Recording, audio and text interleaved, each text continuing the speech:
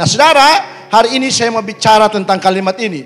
Siapakah orang yang takut akan Tuhan itu? Mazmur pasal 25 ayat 12 sampai ayatnya yang ke-14. Siapakah orang yang takut akan Tuhan itu? Mari kita renungkan kalimat yang sederhana ini. Alkitab berkata, siapakah orang yang takut akan Tuhan? Kepadanya Tuhan menunjukkan jalan yang harus dipilihnya. Dengarkan baik-baik. Orang itu sendiri akan menetap dalam kebahagiaan. Dan anak cucunya akan mewarisi bumi. Tuhan bergaul karib. Dengar. Tuhan bergaul karib. Dengar. Tuhan bergaul karib dengan orang yang takut akan Dia. Dan perjanjiannya diberitahukannya kepada mereka. Orang-orang yang takut Tuhan, dengarkan yang pertama.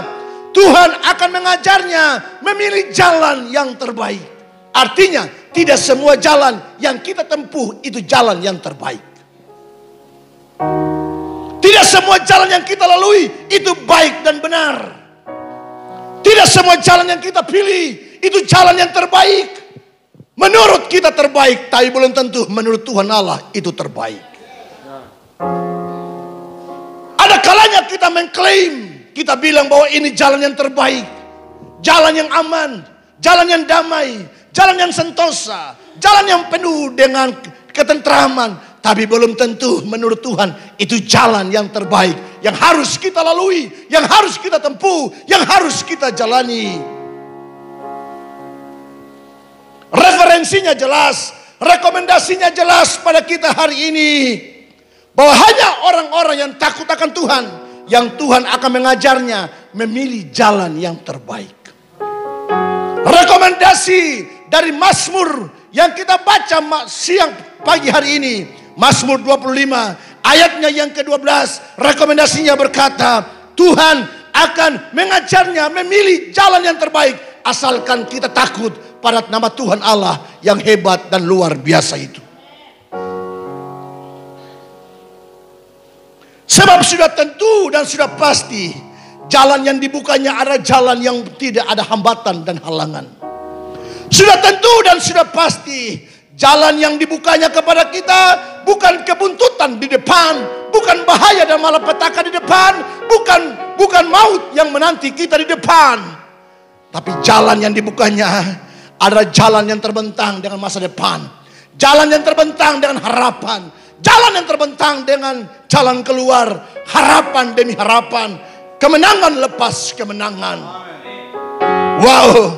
Betapa berbahagianya orang-orang yang berjalan di jalan. Betapa berbahagianya orang-orang yang menikmati jalan yang dibuka oleh tangan Allah itu. Siapa bilang tidak ada persoalan, pasti ada persoalan.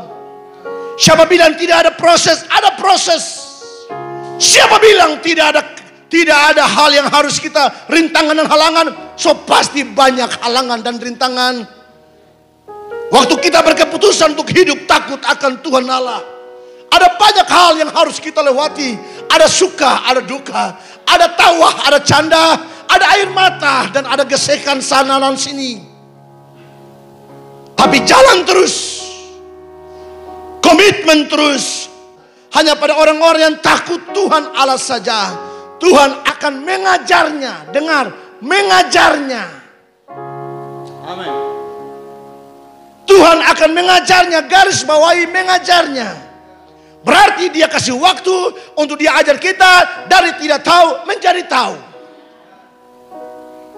Tidak ada guru yang mengajar muridnya menghendaki muridnya bodoh. Tidak ada orang tua siapapun yang menginginkan anaknya bodoh. Tapi Dia akan mengajarnya day by day, hari lepas hari. Even anak itu gagal, even anak itu jahat, even anak itu jatuh, even anak itu tidak berdaya, even anak itu lemah, even anak itu nggak punya apa-apa. Tapi dengar, sebagai seorang tua, Dia akan mengajarnya sampai dia menjadi ahli dalam hidup ini. Sama dengan Bapa, sama dengan Tuhan kita. Waktu kita berkeputusan untuk hidup menghormati Tuhan, dalam terjemahan yang lain dia bilang menghormati, maka Tuhan akan mengajarnya. Dengar, mengajarnya. Tidak mutlak kita langsung, waktu kita hidup Tuhan, menghormati Tuhan, tidak mutlak kita langsung jadi orang yang super. Tidak mutlak kita langsung jadi orang yang hebat. Tidak mutlak kita langsung jadi orang yang wow. Tidak mutlak kita langsung jadi orang yang super. Tapi dengarkan baik-baik. Tuhan akan mengajarnya memilih jalan yang terbaik. Itu berarti kita harus rela. Kita harus rela mengesampingkan. Kita harus rela mengabaikan. Kita harus rela melepaskan yang menurut kita hari ini yang terbaik. Yang menurut kita hari ini yang paling baik. Kita harus rela, sebab pengetahuan kita tentang hari kemarin, hari ini, dan hari yang akan datang, tentang segala sesuatu ada batasannya, bos. Tapi Tuhan tidak pernah terbatas pengetahuannya. Pengetahuannya menembusi kekekalan di masa-masa yang akan datang. Bahkan di masa-masa yang telah kita lewati. Namanya masa lampau dan masa lalu. Mazmur pasal 32 ayat yang ke-8 Alkitab berkata, Aku hendak mengajar dan menunjukkan kepadamu jalan yang harus kau tempuh.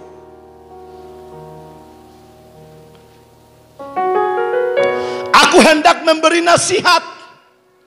Mataku dengan mata Tuhan tertuju kepadamu. Jadi sengaja wasting time, waktu yang sia-sia, waktu kita berkeputusan untuk kita kasih hidup kita menghormati Tuhan. Kuberikan hatiku dan jiwaku, semuanya bagimu di dalam hidupku, di setiap waktu. Nyatakanlah jalanmu. Untuk melihat, untuk mengalami, dan untuk memberikan ruang untuk Tuhan mengajar kita. Kasih hatimu, kasih hidupmu, kasih semua kelemahanmu, kasih semua kekuranganmu, kasih semua keadaanmu, dan biarkan Tuhan yang mengajarmu, biarkan Tuhan yang mengintervensi hidupmu, biarkan Tuhan yang menentukan setiap jalan-jalan yang akan kita lalui. Alkitab berkata, aku hendak mengajar dan menunjukkan. Dengar, aku hendak mengajar dan menunjukkan kepadamu jalan yang harus kau tempuh. Aku hendak memberi nasihat. Mataku tertuju kepadamu. Puji Tuhan, haleluya. Sebab kita yang berdosa ini, sebab kita yang sia-sia ini, sebab kita yang tidak lebih daripada debu dan tanah ini, namun mata Tuhan yang hebat, namun ada pribadi yang luar biasa, namun ada kekuatan yang tidak pernah berubah dulu, sekarang dan sampai selama-lamanya. Namun ada satu pribadi yang matanya akan mengamat-amati keadaan kehidupan kita. Dan kalau Tuhan mengamat-amati keadaan dan kehidupan kita, dan waktu dia berjumpa dengan kekurangan kita, di sanalah Tuhan akan melakukan kecukupan, bahkan kelimpahan tidak akan tanggung-tanggung Tuhan kerjakan dalam hidupmu. Kalau Tuhan mengamat-amati hidupmu, kalau Tuhan melihat hidupmu, kalau Tuhan mengawasi hidupmu, dan waktu dia mendapati engkau dalam tangisan, dia mendapati engkau dalam ketidakberdayaan, maka ada tangannya yang hebat, tangannya yang luar biasa, tangannya yang perkasa itu, yang tidak bisa dibatasi oleh apapun itu. Dia akan mengerjakan, dia akan menyentuh hidupmu dengan yang bernama keajaiban. Itulah hebatnya Allah kita. Manusia boleh memalingkan mata dan pandangannya daripada kita, Namun Tuhan tetap memandang, mengamat-amati kita. Manusia boleh memandang, manusia boleh mengalihkan pandangan, manusia boleh mencibir, manusia boleh beralih tinggalkan kita. Siapapun itu, teman baik atau teman siapapun, bisa dan besar kemungkinannya meninggalkan setiap kita. Namun hanya ada satu pribadi yang bernama Yesus Kristus. Alkitab berkata, mataku tertuju kepadamu.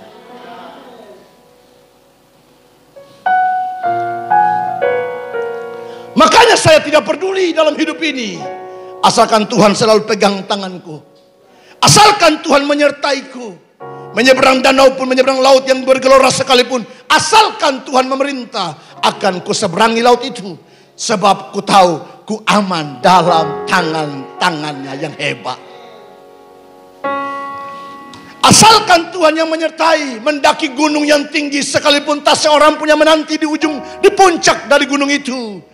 Asalkan Tuhan yang menyuruh, asalkan Tuhan yang menyertai, akan kudaki gunung itu, walau tertatih-tatih seorang diri, karena ku tahu yang menantiku di puncak gunung itu bernama Yesus Kristus, Allah yang hebat.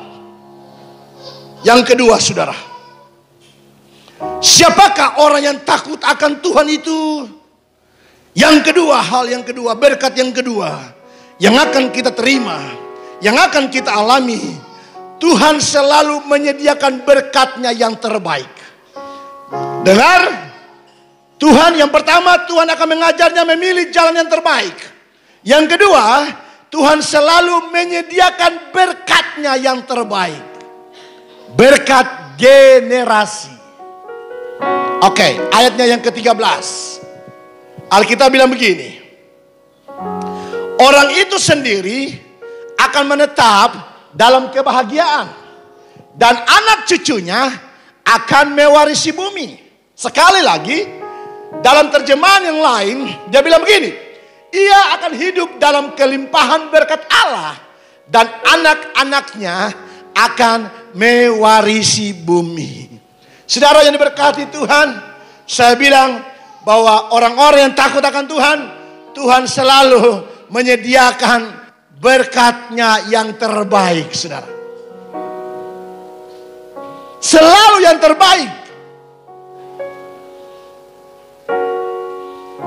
Bahkan Alkitab berkata, dan anak cucunya akan mewarisi bumi.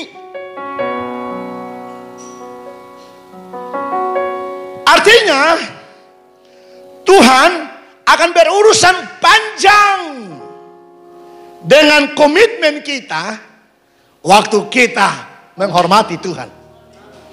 Berkat itu, janji itu tidak terputus saja pada kita. Janji itu artinya tidak hanya berbicara tentang satu waktu atau satu musim. Anak cucumu akan mewarisi bumi. Ini berkat yang progres. Dengar, berkat yang progres. Bahkan saya suka dengan fotum tadi, Ratapan pasal 3. Tak berkesudahan kasih setia Tuhan, selalu baru setiap hari. Tak habis-habisnya rahmat-Nya. Wow. Adakah manusia siapapun?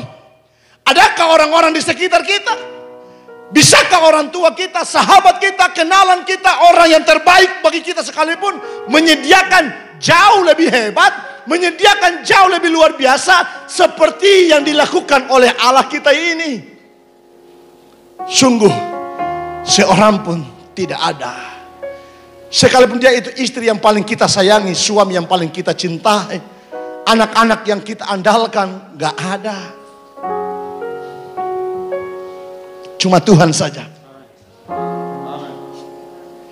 Dengar ini, tak berkesudahan kasih setia Tuhan, selalu baru setiap pagi. Diawali dengan pagi. Lah kalau dimulai dengan pagi saya sudah bagus. Awalnya sudah bagus. Di tengah pasti bagus. Mau hampir-hampir ujung pasti bagus. Di akhir pun selalu bagus, saudara. Itulah Tuhan kita. Nah, saudara yang diberkati Tuhan, dengar ini. Percayalah bahwa proses harga daripada kita menghormati Tuhan, takut Tuhan, itu enggak sia-sia. Ada harganya. Ada harganya, saudara. Dan Tuhan suka dengan proses. Jangan lari daripada proses. Jangan lari daripada apa yang mesti kita lalui, kita lewati demi mengerjakan kepada kita keuntungan dan kebaikan. Mazmur pasal 23 ayat yang kelima, saya suka dengan ayat ini. Engkau menyediakan hidangan bagiku di hadapan lawanku. Banyak orang menanti kapan kita celaka. Banyak orang menanti kapan kita gagal. Banyak orang menanti kapan kita hancur. Banyak orang menanti kapan kita hilang dari pelayanan. Banyak orang menanti kapan kita innalillahi wa inna ilaihi rajiun. Banyak orang menanti kapan kau tidak terpakai lagi. Banyak orang menanti kapan waktu yang buruk itu menimpa hidupmu. Tapi dengar, Mazmur pasal 23 ayatnya yang kelima. Engkau menyediakan hidangan bagiku di hadapan lawanku. Ini kondisi yang paling menyedihkan. Ini kondisi yang paling menakutkan. Tuhan bilang, janjinya, Dia menyediakan hidangan bagiku di hadapan lawanku. Ini pembelaan Tuhan yang luar biasa.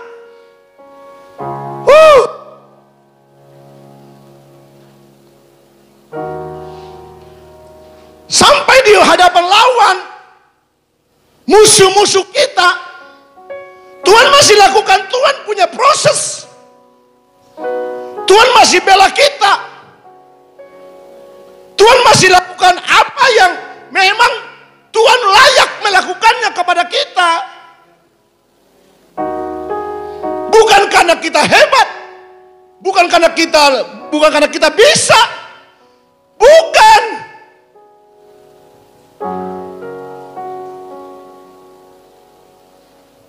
Coba kita pikirkan ini. Engkau menyediakan hidangan bagiku di hadapan lawanku. Berarti saudara yang diberkati Tuhan, tidak semua mata yang memandangmu dengan senyum itu teman dan sahabat yang sejati. Tidak semua orang yang berjalan bergandengan tangan denganmu itu selamanya sahabat dan kekasih sejatimu. Hidangan bagiku di hadapan lawanku. Berarti Tuhan mau bilang begini. Di kondisi, di situasi yang tersulit sekalipun, terjepit sekalipun, di kondisi yang tidak menjanjikan sekalipun, di kondisi yang orang tidak menghiraukan keadaanmu sekalipun, di kondisi di mana engkau terpuruk sekalipun, masih ada Tuhan. Masih banyak lagi hal-hal yang hebat yang kita alami. Kita bersyukur, puji Tuhan, haleluya. Sebab Tuhan menyediakan berkat-Nya yang terbaik bagi kita. Engkau menyediakan hidangan bagiku di hadapan lawanku. Engkau mengurapi kepalaku dengan minyak, pialaku penuh melimpah. Yang ketiga, Tuhan selalu menyediakan waktu. Ada sebuah relationship, hubungan yang terbaik bagi kita. Tuhan bergaul karib dengan orang yang takut akan Dia, dan perjanjiannya diberitahukannya kepada mereka. Dengarkan ayat yang ke-14. Tuhan bergaul karib dengan orang yang takut akan Dia, dan perjanjiannya diberitahukannya kepada mereka. Tuhan kasih waktu. Tuhan kasih kesempatan. Dia selalu menyediakan waktu. Dia bersedia untuk membangun sebuah relationship. Keintiman yang terbaik dengan kita. Makanya saudaraku yang diberkati Tuhan, jangan keluar dari tema kita di tahun ini, Christ in us.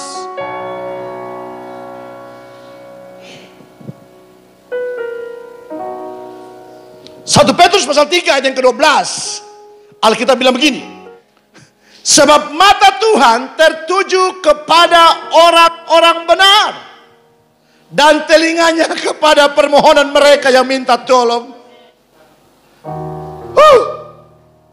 Ada sebuah relationship, sebuah jalur, ruang khusus yang Tuhan kasih buat kita, dan di mana saja, kapan saja kita datang, ruang itu terbuka, ada akses.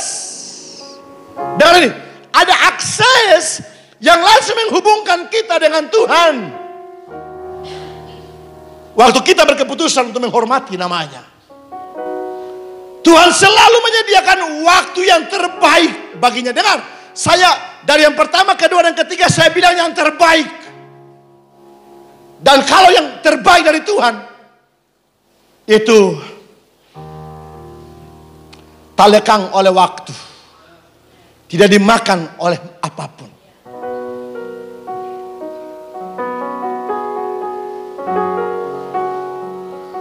Tugas kita hari ini, waktu-waktu ini ke depan, mari perbaharui mesbah kita dengan Tuhan. Perbaharui relationship kita dengan Tuhan. Hubungan kita dengan Tuhan itu diperbaharui, saudara.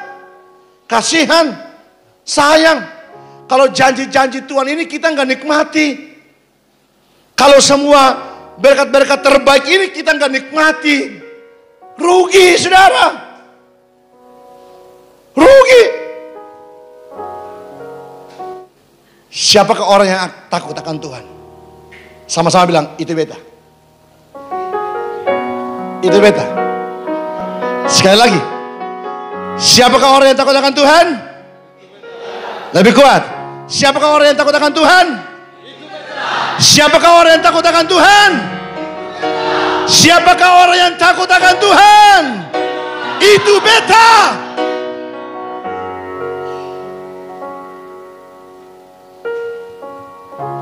Bukan orang lain. Bukan si dia.